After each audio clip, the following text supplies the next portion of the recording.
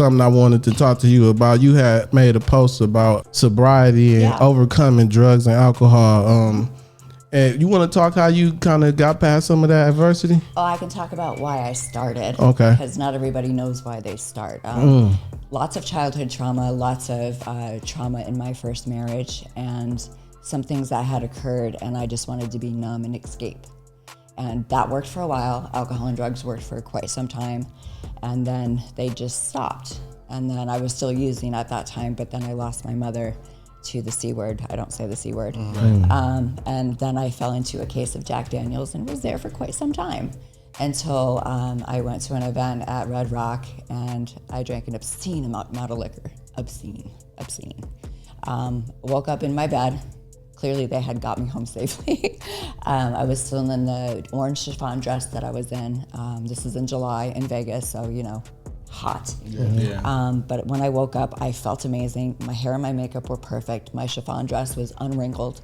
I still had my shoes on. I felt amazing and I thought I was dead.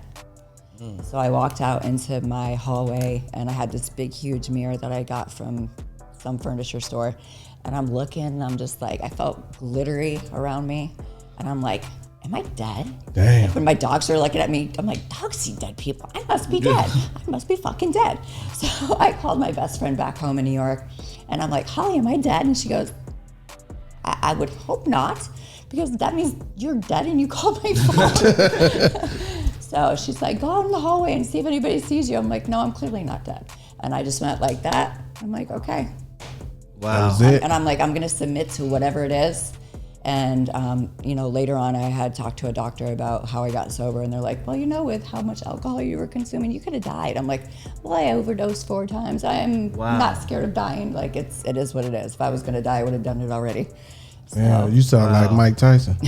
No, he did just say something like that, though, for real. Yeah, and that was it. It was the last drink I ever took, the last anything I ever took. And it was the best thing I ever did. So your life changed. That's what's up.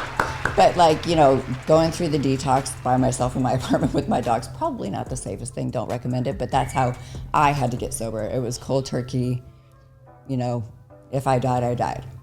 And, you know, submit to being able to accept the things I couldn't change. Right. You know what I mean? That was the hardest part because, you know, when somebody dies, you're never going to get answers. Were you going to get answers if they were still alive? Probably not, but I had to just be okay with that, and whatever was going to come my way, if nobody was going to accept me back or forgive me for whatever it was that I had done that I don't remember, then I had to be okay with that too.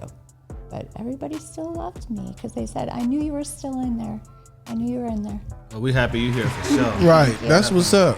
I hope somebody can, you know, see that and understand that and learn from it. You know what I'm saying? Because a lot of people need to hear that. You know what I'm saying? And that's great, man. I'm happy for you. That's what's up. The Laboratory.